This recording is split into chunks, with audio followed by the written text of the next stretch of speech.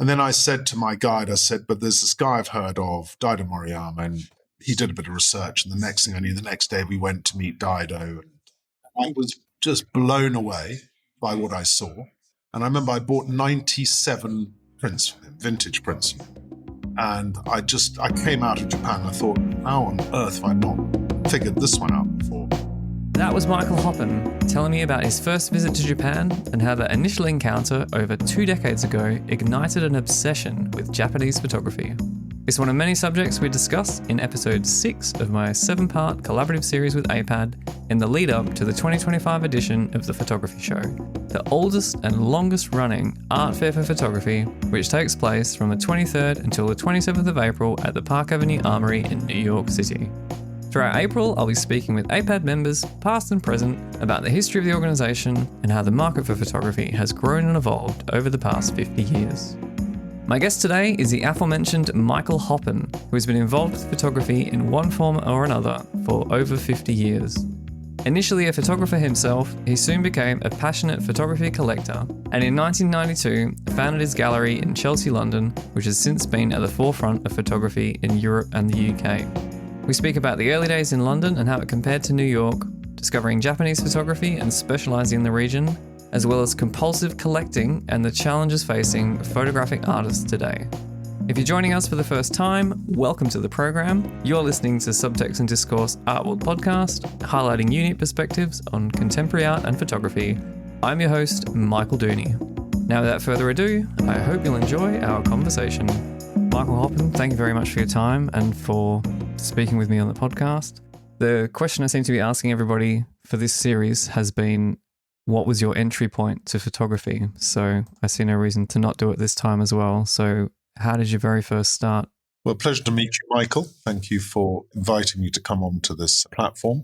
Why did I get involved in photography? I think like most young boys, we like buttons and dials and lights and things. So anytime I got into a lift, I'd want to push all the buttons. And I was always intrigued by technology. My uncle had old cameras, old Leicas and various other things. And I was fascinated by the dials. I still am. I think they're very beautiful objects. It's like sort of cockpit of an aircraft or a camera, an old camera. There's something very beautiful about the way they're constructed, the engineering. So I was really interested in them, and I started taking pictures when I was 7, and I continued to take pictures. And I took pictures, I studied photography, did a degree. I did my master's in photography. I worked for photographers. I ran a studio. I was a photographer, but the problem was I was not a particularly good one. And there's nothing worse than recognizing limitations that you have. You want to be an athlete and you can't run fast, why kill yourself? And I was getting up every morning and I'd go to a market and buy an old photograph by, Julia Margaret Cameron or something like that. And I'd look at that and I'd look at the work I was doing. And it was a totally unsatisfactory and unsustainable relationship between myself and myself. So I said to myself, how can you stay involved in photography and use the knowledge you have? So I'd had to do physics and chemistry. I ran an E3 hand line. I had to repair my lens, all the sort of stuff you do. And so I said to my wife, I'm going to give up and start dealing, because I can't be the only idiot out there who buys bits of paper for ridiculously large sums of money. And I was already doing that. I was literally buying at auction and things to satisfy my inquisitiveness about why photographs produce that delight in you. Because I think we all recognize, whether you're interested in motor cars or flower arranging or photography, when you meet something that you genuinely find a relationship with, that empathy is very addictive. And one of the other things I found was that I could talk to photographers, because I knew when I met a great photographer, and I was able to meet some amazing people over the last years, I knew how hard it was to do what they were doing. They did it again and again and again. They were repeatedly coming up with amazing pictures or beautiful prints, and I'm totally in awe of that. So when you recognize, the virtuosity of a great drummer, I love John Bonham's drumming, or, I love Ishioshi's printing. When you recognize how incredibly good they are at something like that, you can talk to them and then they understand that you understand them. So building those bridges and relationships with the artists that we almost fast tracked. And I felt that very early on, that somehow they said, so you understand that I had to push the film, or I had to heat up the developer, or I had to put an 81B on the lens. Because it's almost like this dirty secret that photographers have. They don't really talk about it because it's actually quite boring. And, my wife was very bored when we'd sit and talk about f-stops or, the focal length, or we were talking yesterday about the cutoff. With 19th century photography, bellows extension and focal lengths were, in a sense, a process that was being thought through and worked out. And the scientists like Herschel developing fixative, hypo solutions. And to me, that, because I'd been through that, I managed to communicate with photographers in a way that allowed me to build a very good program of photographers for the gallery. And I found it very exciting. And as I say, I still find that really interesting when you meet photographers and you have that sense of recognition. So the empathetic nature of training as a photographer, but not actually completing that by being a photographer where I sit now, I think is a very good way to learn about the industry. It's not only about learning about dealing or doing your tax returns or, all the other things you have to do when you run a business. You ran a business yourself in Berlin. You know that it's not just about photography. It's about a lot of other things. But if you take care of that bit, that helps a lot. So keeping on top of the technology as well is important. Understanding how photographers are now facing the challenges of not being able to choose from 5 grades of black and white paper. There's an irony now, we can't print very large anymore. Kodak and Fuji, and now they've knocked all the big color paper on the head. So there was this brief period, which I think in 100 years' time we'll look back on and think, wow, there was this amazing time when Gursky and, all these other photographers who worked in the art market, the photo market, were able to make things that were extraordinary. They filled your field of vision. I went to see a Jeff Wall show the other day. I mean, it blew me away. The guy is unbelievably good. The scale of it is not to impress. It's there to create the effects that he wants. So he's not a photographer who is just trying to sort of make big pictures to impress you, which I can't stand. It's about the fact that it needs to be on that scale to fill your field of vision. How he sets the rooms up is absolutely genius. And I think photographers, all artists, need to understand how their work is viewed, presented and things. And sometimes I often say to us, don't print things in lots of sizes. Decide if that picture of this pen needs to be 10 inches wide. That's the way it should be. Don't then make a print this big and this big and this big. That's a commercial decision, which is I think, a disaster. I really think you need to decide that this picture is this size and this picture is that size. And that's what painters do. And that's what, musicians don't create songs all the same length. It's how it works. And I have a lot of respect for photographers who, they'll print a series of one size. I get that. But I think you need to be open and free to really work in a way that surprises people. And I think photography still has the ability to surprise, but there are many, many challenges, of course, because everyone has a camera in their pocket today. So what distinguishes you as a photographer to me as just somebody wandering around with an iPhone in my pocket? And I think there are lots of ways photographers today have to deal with the world around them. And one of them is through producing things that iPhones can't produce, which means you need to go back into a dark room, or it means you need to learn how you can output your work that means that it could only be by you. What makes that picture a Michael Dooney picture? What makes that picture by somebody? It's because it can't be by anyone else. You've used your language. When you hear somebody singing, you watch somebody painting, I don't see anything different about photography. And there are many photographers who've achieved that. So it's certainly possible, but it's not easy. No. Does that make sense? Yes, it makes a lot of sense. I appreciate your point about the sizes for work, because photographers often ask me, can I do this at multiple sizes? And I think you make a very good point that painters don't decide, I'll do this in 3 different sizes. I mean, I know that, people say big prints are more expensive, and they are more expensive to produce, but I don't think that's a good enough reason. But I also think there's challenges to find a way of presenting work that people say, I couldn't have done that, or how on earth did that person do that? And I often tell young photographers a story, which I met a collector several years ago in America, an amazing man. I was introduced to him as a collector, and we were chatting away about him. And he was a very wealthy man, but was doing great things. And I finally said to him, the $64,000 question was, what do you collect? And he surprised me. And he said, I collect water. And I thought, oh, well, that's interesting. And apparently this billionaire's house is just full of bottles of water from all over the world, from rivers and lakes and seas.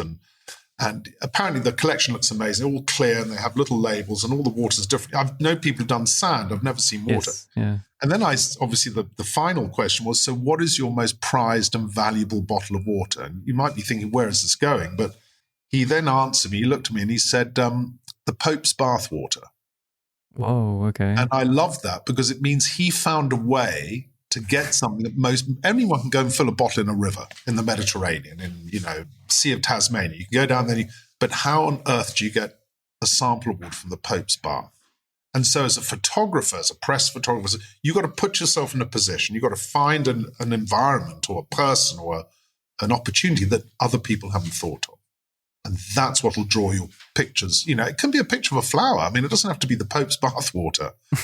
But what flower? Where is that flower? How is that flower lit? What makes your flower so different that people can't tear their eyes away from it? That's the challenge, I think, as an artist today. And as a gallerist, I'm here to try and encourage artists or photographers or whatever they want to be called to find their doorway to that opportunity. If we can take a few steps back for a moment, I mean, I love the way this is going, but when did you start collecting photography? In 1979, 1980, I think I bought my first print in Portobello Road in a market. And in fact, I showed a print that I bought in the mid-'80s at Paris Photo last year. I didn't want to sell it, but I bought it at Christie's. It was a picture by Bravo, Manuel Alvarez Bravo. I remember I was sitting in the studio with, I shared my studio with another photographer, and I bought this thing. I remember I paid, I think, $1,000. He said, "Are you crazy? You've just spent $1,000 on a photograph? The things that we produce every day here for £42 or whatever we were, And I said, "Yeah, I just can't stay away from it." So, I felt there was a value to photography. So I was collecting right the way through the 80s. I was hanging pictures at home. My children were growing up with them. It seemed like a perfectly natural thing. And going to New York, of course, every restaurant, every bar, every hotel, every office had black and white photography on the walls. I mean, it was a confirmation that other people enjoyed the process. Because in England, you didn't see a lot of photography sitting on people's walls here. It was paintings and drawings and things like that. So England wasn't really photo-friendly, I would say, but New York was amazing. And, you talked about Howard just now. I remember going to his gallery and buying pictures from him, and there was a sort of fever in there. And it was an amazing atmosphere in those early days because it was about discovery. And Bruce Bernard's book, Photo Discovery, was also instrumental in helping me understand. There were lots of people who came before us who were writing about photography very eloquently. Sometimes they weren't writing about photography as an art form. It was, I use photography to create X piece of evidence, whatever. But for me, it became fairly obvious that this was something that was going to be enjoyed by a lot of people. And fashion photography, I mean, there's so many different areas that you can go into. So, if it's racing cars or fashion or children or whatever it is, there was always something that you could find that you could hook somebody with. That aspect of it I found really intriguing. People understood it. Our generation were brought up.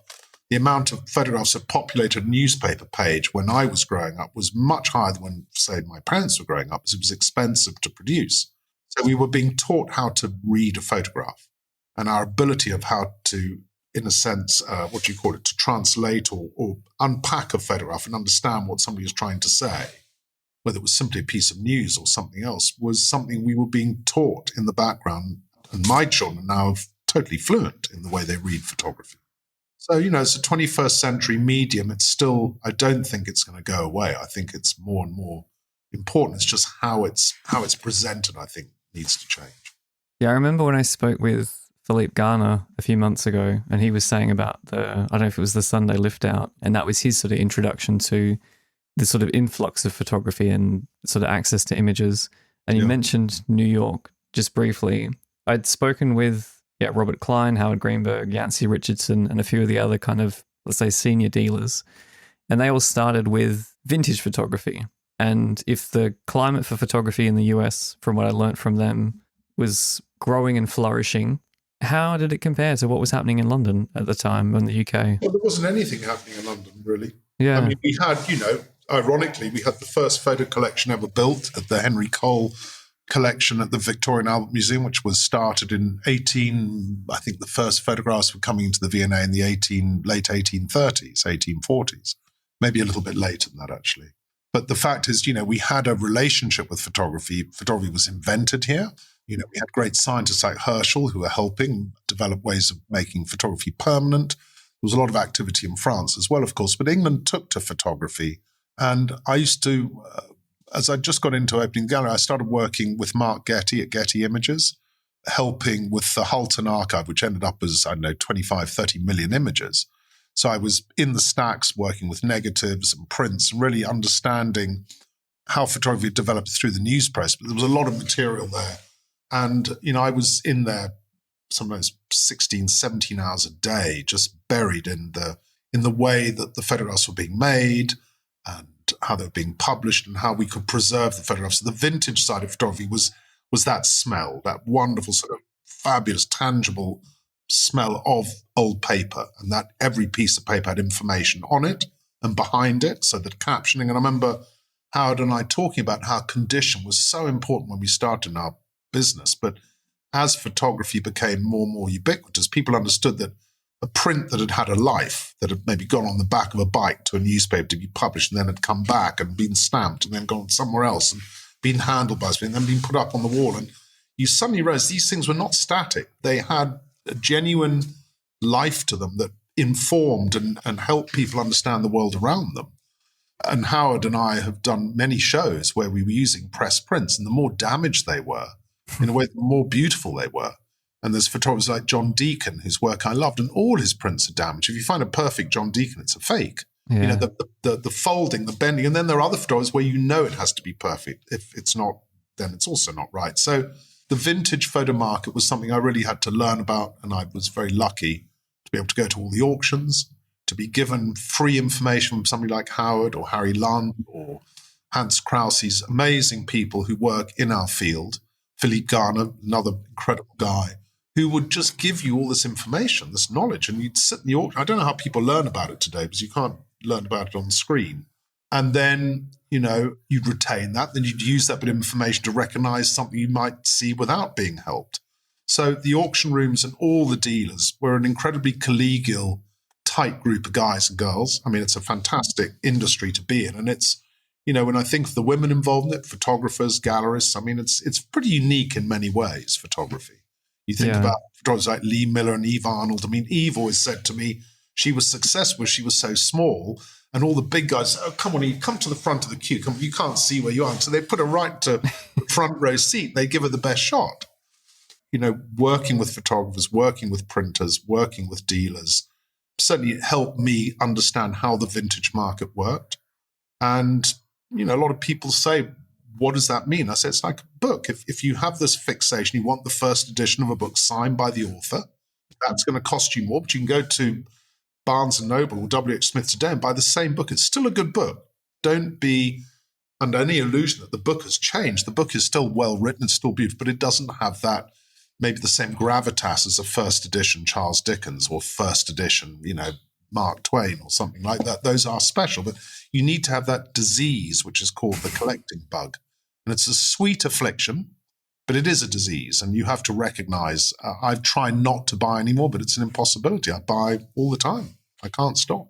So finding things is finding information, finding pictures, understanding what you're buying, looking at the paper, understanding the chemistry that was used, understanding why it's stamped, why it's a good print, all of that is part of the enjoyment.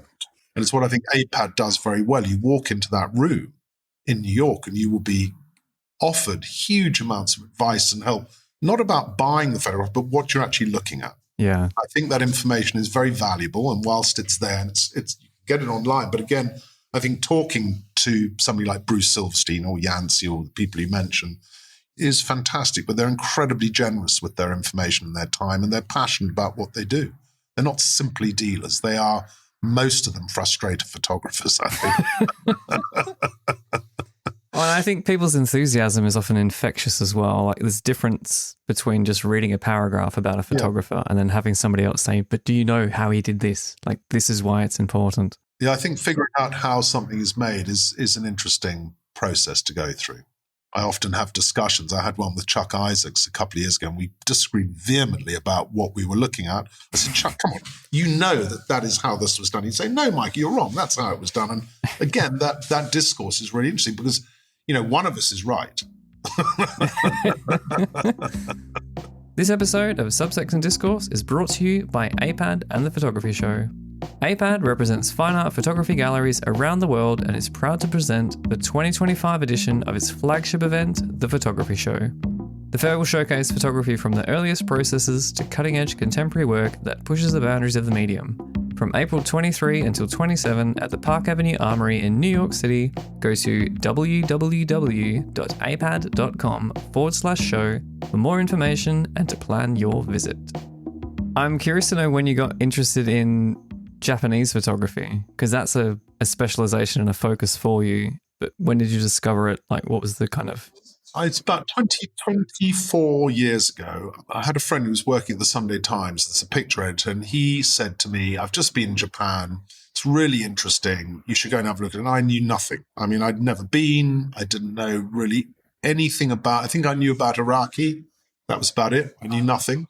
And I went out there 24 years ago, completely lost. I didn't know where I was. I mean, it really, and still is today, a very strange, wonderful place.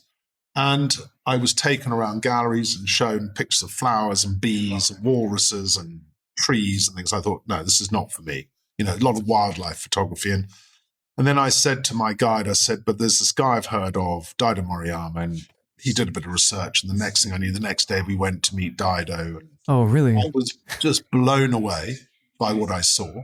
And I remember I bought 97 prints from him, vintage prints from him. And I came out of Japan and I thought, how on earth have I not figured this one out before? And I've been going since then 2 or 3 times a year. I'm privileged to represent some incredible artists and estates who have and continue to produce great work. But what really intrigued me was it is a different language. So if you look at French photography, you look at American photography, you look at Peruvian photography, you know, even if you look at wedding photography, take something really ubiquitous that takes place all over. It's going to do it. You look at wedding photography in Peru, wedding photography in Japan, and wedding photography in America and England. They're completely different, but they're doing the same thing. And the language, the props, the lighting, the whole nature of what they're doing, some I like and some I don't. But in Japan, I almost couldn't find anything I didn't like.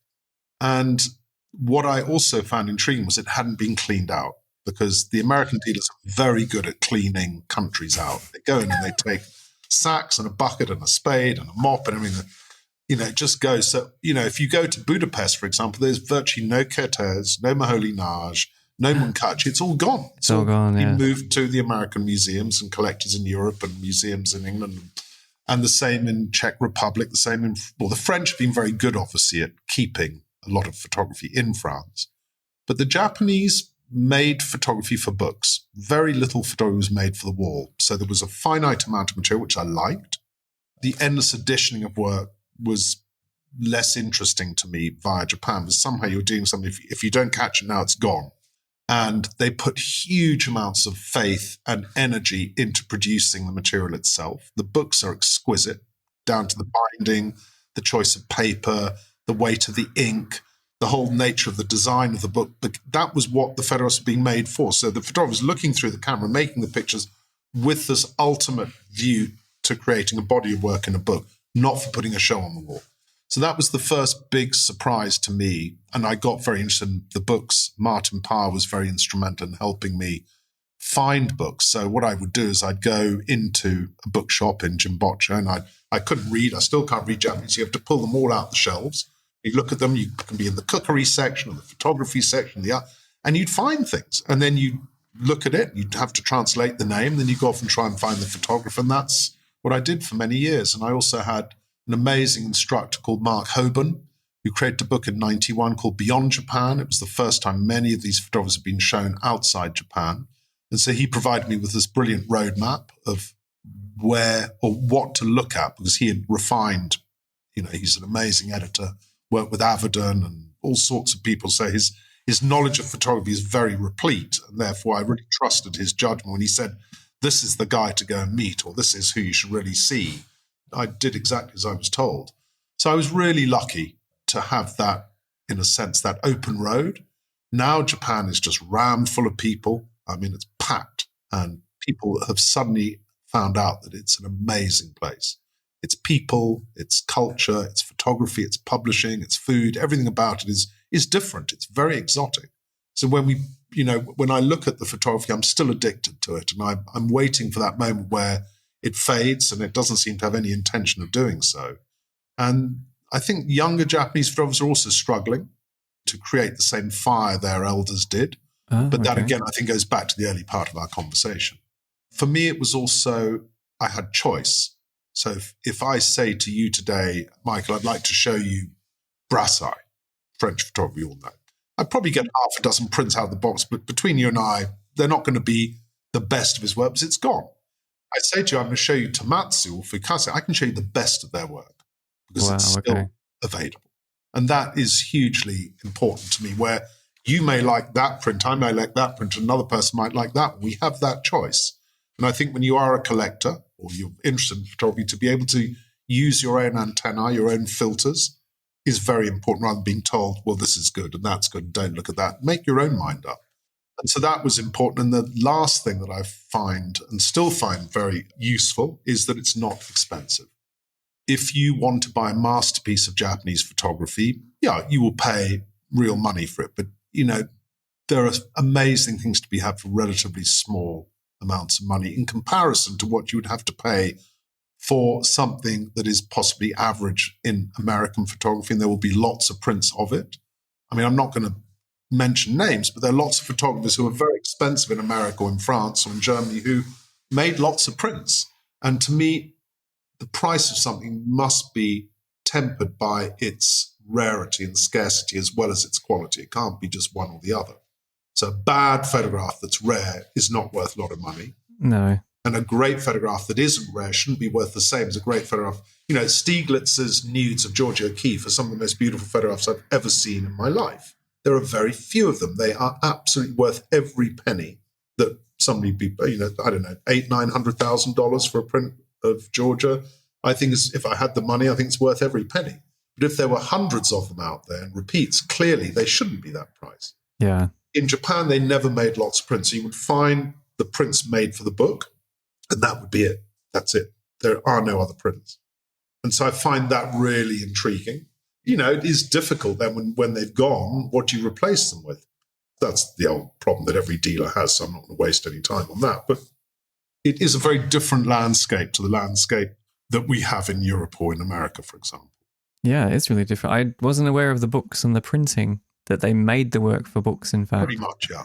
And then, of course, as the market developed and shows were requested, there were photographers who engaged with the West. Somebody like Eiko Hozoi, wonderful, amazing man. He spent time in California in the 70s, and so he, in a sense, understood the nature of putting a picture in a frame, putting it on a wall and separating from all its brothers and sisters. But Japanese photography tends to follow a narrative. So they're not individual pictures all placed together in a book from disparate moments in different places. As with Robert Frank, who created The Americans, that is a beautiful narrative. And the same, in ways that the same philosophy applies to many of the Japanese photographers that I've worked with, is the work is not about individual pictures, about a body of works. When you see the book and you see the juxtapositions, you see the pagination, it makes sense. And so when we hang the pictures, we try to follow that tradition. I think it is a tradition, and it does make sense. Removing them from context is fine as well, and I think good photographs should be able to stand on their own. Quite clearly, a great work of art or a great line out of a play is a great line. People will lift Shakespearean lines out of a play because it means something on its own, but when you place it back into the context of Hamlet, to be or not to be says a lot more if you're sitting there watching how his whole life collapses. But you can use that one line in a conversation. People know what you mean. The same thing, I think, applies in a way to a photograph. I don't ever want to compare photographers to Shakespeare, but I think you know what I'm trying to say. There are individual pictures that say a lot, but you put them back into the group of pictures they came from, they say even more. That's a distinct difference, and one of the reasons that I love Japanese photography is, in a sense, not because it's better, it's just different. It is really different, isn't it? Yeah, the aesthetic quality about it. And I think I've kind of been late to the Japanese photography party, only seeing it every few years when they bring somebody to show in Arles. But there is something that's quite arresting about the images, and that, I don't know, just the treatment of the subject matter or whatever that it is. There's a certain approach that is quite different to everything else. There's a graphic, isn't there? There's an amazing graphic, just as you would get with Czech avant-garde photography or the Bauhaus. I mean, each of these movements, and I think that's what's interesting, is the Japanese post-war photography is definitely a movement that provoked movement, and it has a cohesiveness, which I think makes sense, but it's incredibly exotic. But that graphic is. I mean, if you've been to Japan, you see it everywhere. It's part of their DNA. Yeah. It really is. There's a type of way of design and the way the blacks sit on the paper and the way it's built that I think it's very hard to do. And again, knowing how hard it is to do is the other reason I'm so addicted to wanting to go back all the time and work with these fantastic artists. I'm sure there are others I don't know about. That's the other thing. There's a huge amount of camera clubs that existed in Japan, and we're always hearing about people that we've just never heard of. And they create these beautiful bodies of work, and then they either died or they put them away in a box. And the family, they look after paper really well in Japan. The bookshops are amazing. Homes, they have these boxes with family mementos and photographs. And so the hit rate can be quite good. Yeah, okay. In finding things. But you've got to dig, you really have to get out there and go into Japan to find it. Because it takes time to build relationships. And that's very important in Japan. It's not really about money. It's about the relationship. Okay. I mean, if I'm reflecting on conversations with the other vintage dealers who've said like all the great finds, at least in the US and throughout Europe, have happened, is Japan maybe one of the last places to find like true vintage treasure? I don't know. We found something pretty extraordinary here in England the other day. Yeah? So you can still find things. It's obviously less, and the internet does open up a lot of things, but conversely, people are so busy and they're always looking in the same places that sometimes you are lucky. I think, like all places, you just need to keep looking. And I think there is less out there, but it doesn't mean there's nothing out there. As I say, you can find everywhere. Speak to Bruno Tartarin in France, or speak to, I don't know, there's some really good finders out there, and it's about digging. There's never an end. There's never an end. But Japan is complicated because of the language. It's not as easy on that base. If I spoke fluent Japanese and I lived there, I'm sure it wouldn't be much easier, but you would find more. So I think there is still things to find all over the world. Have you thought about other regions? Because if I think about some of the other dealers I know that also specialize in Japanese, they have other East Asian artists like from North and South Korea or from... Yeah, absolutely. I mean, I think there are, and I'm not about to start jumping into China and Korea and things to start a whole new career there, but I am absolutely convinced that whether you're in Sydney or Perth or Taiwan or Taipei or Tokyo or Beijing, you will find things. You really will. And yeah, if you are able to, I think traveling into cities, and there are certain places in cities you need to go to start those journeys. It's pretty common throughout the world where certain things pitch up. But yeah, I'm sure there's lots and lots of things to discover in other parts of Asia. But as I say, I'm from Africa, and I remember being in Cape Town once, and I put an ad in the papers saying, I'm in Cape Town for a few weeks and I'm interested in old photographs. If you have any, please would you call me? That's one way you do it. And I placed that ad in the local papers, and I would get calls every day, and they'd say, "Is this the man looking for old photographs?" And I'd say, yeah, that's me. And they'd say, "Why?" That's all I got was a why. A why. So it doesn't always lead to the pot of gold at the end of the rainbow. Yeah, so you can spend months and months and years looking, but every now and again, we've been lucky. I think there's an element of luck to it. You're just being in the right place at the right time. Yeah.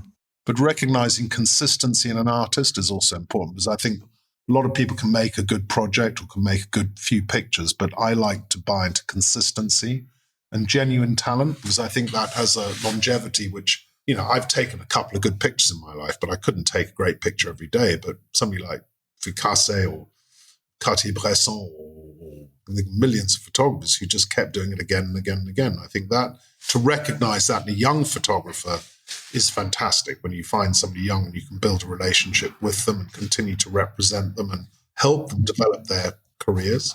Because as a gallerist, it's not in your job to sell their works, to support them, to nurture them, to help them. It's a very expensive art form, photography. It always has been, and it still is, to buy the cameras and the printers, and it's not like a pencil and a piece of paper. There's a lot of technology and a lot of money that needs to be spent, not necessarily to make good pictures, but it helps if you have those facilities, But I do know photographers who have nothing who make great pictures. Do you remember a guy called Tiki?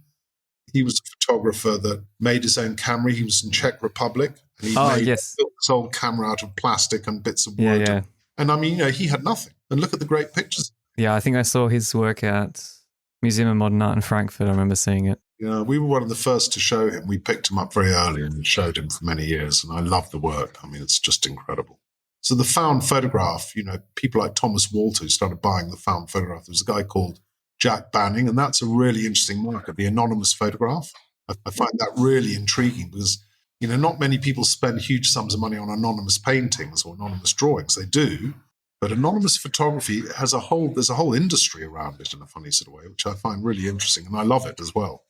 So it's not about the author, it's about the physical object.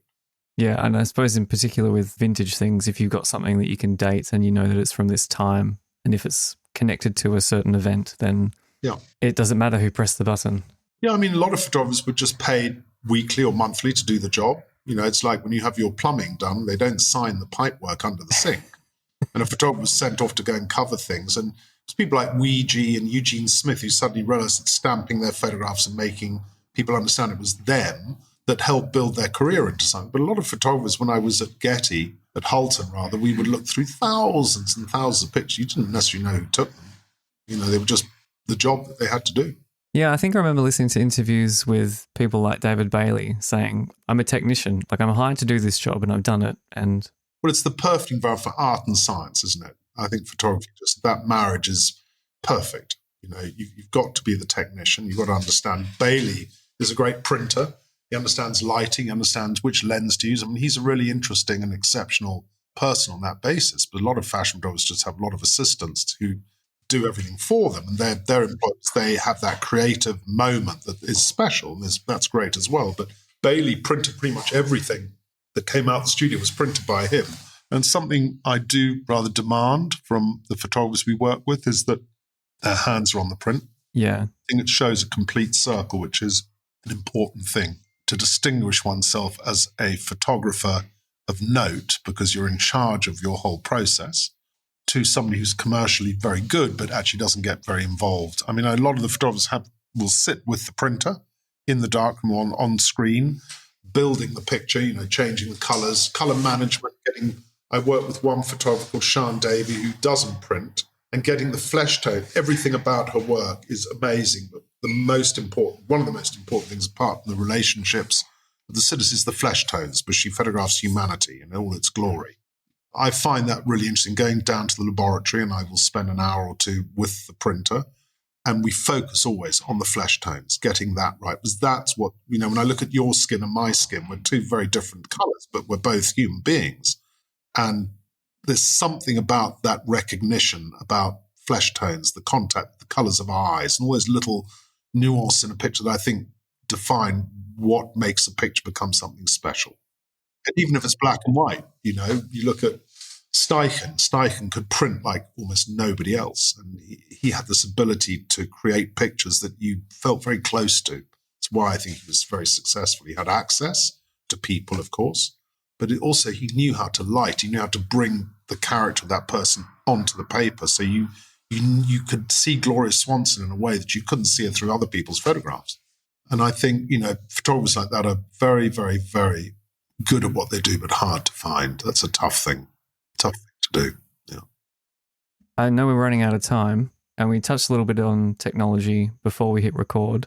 With the kind of rise of AI imagery and the fact that we all carry phones around with us, something that's come up in a lot of the conversations I've been having is the quality of the print, and how in the early days, the actual objectness of photographs is really important.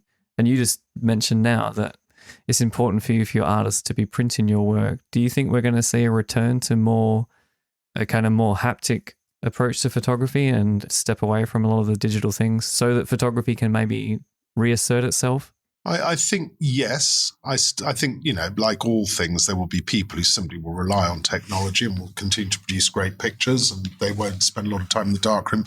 But you mentioned the word haptic, and 3 or 4 years ago, there was a seminar at Yale that was organised by a few people, and Jeff Rosenheim was one of the speakers, from the Met, and he brought a daguerreotype out. There were about 60 of us sitting in the auditorium.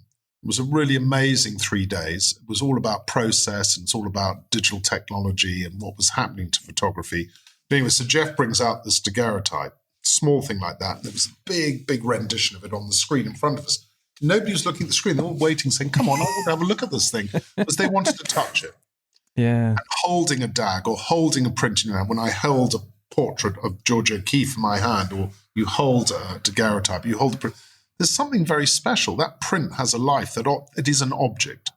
And I think actually you talk about technology. Somebody asked me the other day where I thought photography would go next, because you think about the history of photography. It's 170 odd years. You've gone from, paper negatives to wax paper negatives to nitrate to gelatin to, so on and so on.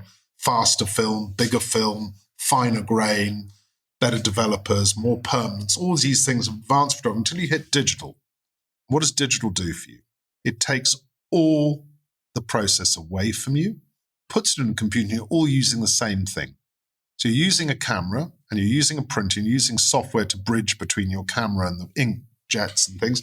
And unless you build your own, your pictures have every chance of looking like everyone else's. Your reds will look like everyone else's reds. Look at Titian's reds compared to painter of his generation. They all have their own little secrets. And that's what I remember as a photographer in the darkroom. Everyone had their secrets, what they would do.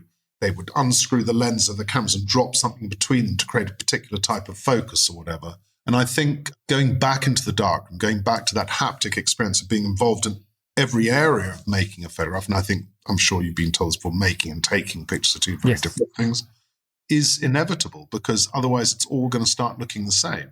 The problem is, where do you find the materials? So I know a lot of photographers now building their own structures. They're building their own darkrooms. They're mixing their own chemistry. I'm sure you know a man called Richard Leroyd, who's built his own lenses. He's building his own chemistry, and he produces pictures like nobody else's, because it's his process.